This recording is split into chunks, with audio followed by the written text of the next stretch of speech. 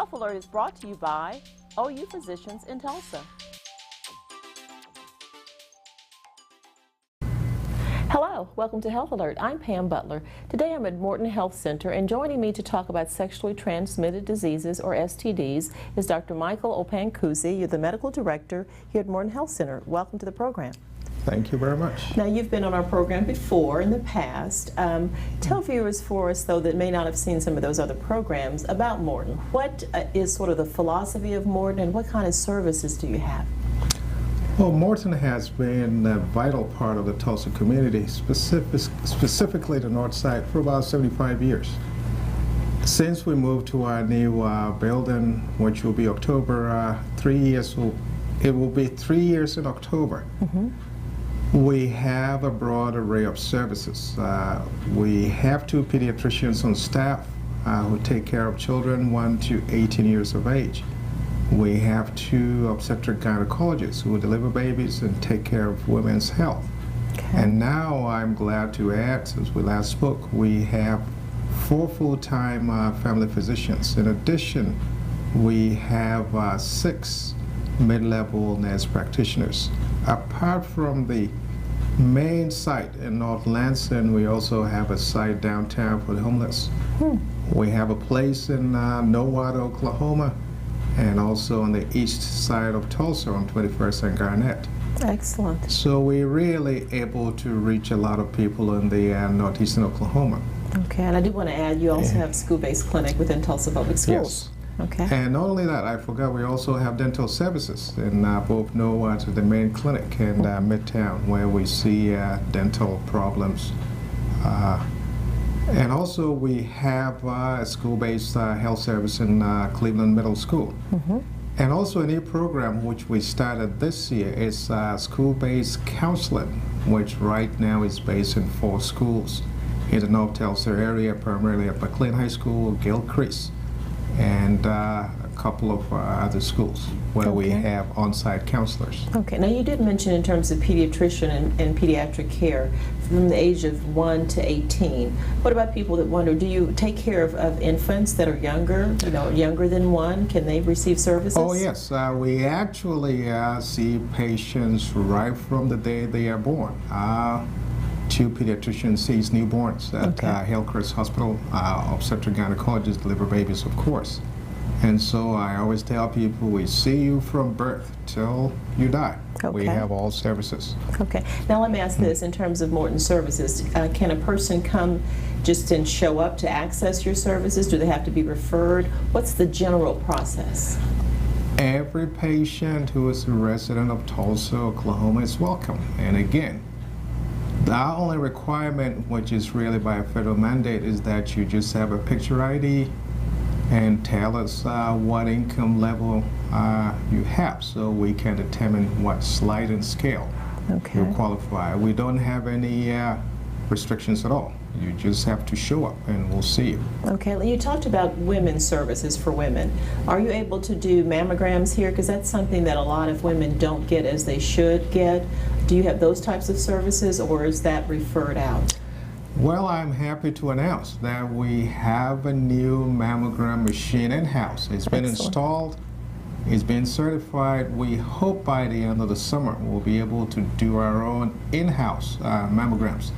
What we are doing right now for women who need mammograms, we have a mobile unit which comes in on average once a month. Okay. But hopefully the late summer, early fall, we'll have mammogram services in-house, and we're very excited about that. That's excellent. So people should know that they can come for services, whether it's through the mobile unit or once you get your in-house up and running. Correct. Okay. Let's look at our topic here in terms of sexually transmitted diseases. In general, is this a big area that we should be concerned about, just overall in terms of the different classifications or types of diseases?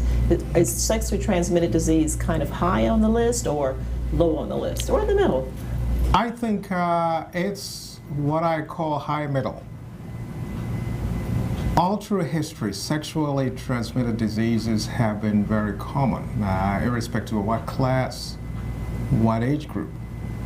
But I think if you look right now in Tulsa in 2009, there seems to be an epidemic among young adults. And the age that we really currently worried about is ages from 14 on up to about 30, because that is where we see the most cases of newly acquired sexually transmitted disease. But again, sexually transmitted disease goes through all age spectrum. Okay. My advice is that if you're not protecting safe sex, no matter what your age, you are at risk. Okay. Now, when you talked about the explosion that we may be seeing, especially in the 14 to 30-year-old category, are we talking about mostly just women? Are we talking about women and men? Because this is sometimes people may think men don't get as many sexually transmitted diseases as women, but they're still, of course, getting these diseases as well. So are we talking about male and female? It's male and female, but we tend to see more female patients because generally women do a better job of taking care of themselves, going to physicians. Whereas men, especially teenagers, will seldom ever go to a physician unless they are sick. So in terms of the epidemiology, the distribution, men and women are equally affected. But somehow we tend to see more female cases than we do males. Okay, now what might be attributing to this explosion? And we're going to get into some specifics of the types of diseases. But what are some things that you think or are being talked about as to why the explosion? I mean, because we are talking more about safe sex practices. We're talking more about abstinence before marriage. We're talking more about those kinds of things. So what might be leading to such an explosion? Well, the reality in Oklahoma is I think people are complacent. Since right now we don't see the very complicated of especially HIV cases, people I think are very complacent and think, oh, even if I get HIV, I have medications, I won't be as sick, because we don't see the classic AIDS patients who had lost weight and look very sick. Okay. Whereas right now you have a lot of people who may be walking around, they look very beautiful on the outside, but they may also be carrying sexually transmitted diseases. The second thing also is I think most teenagers are letting their guards down. They are not practicing safe sex, and people are being complacent, especially in the high school, middle school age. I think what you said is really very important. Sometimes we look at packaging. If the person looks healthy or looks a certain kind of way, then mentally we think everything is okay about them, including the status of their health, whether it's sexual health or otherwise, and that is really not the case. That is so true, Dr. Butler, because again, what I always tell my patients is that, the outside of the package may not necessarily indicate what is inside the wrapping. So right, and so we're going to take a really quick break, doctor, and come back and talk about some of those wrappings that could be inside, okay? Thank you. Please stay with us. We'll be right back.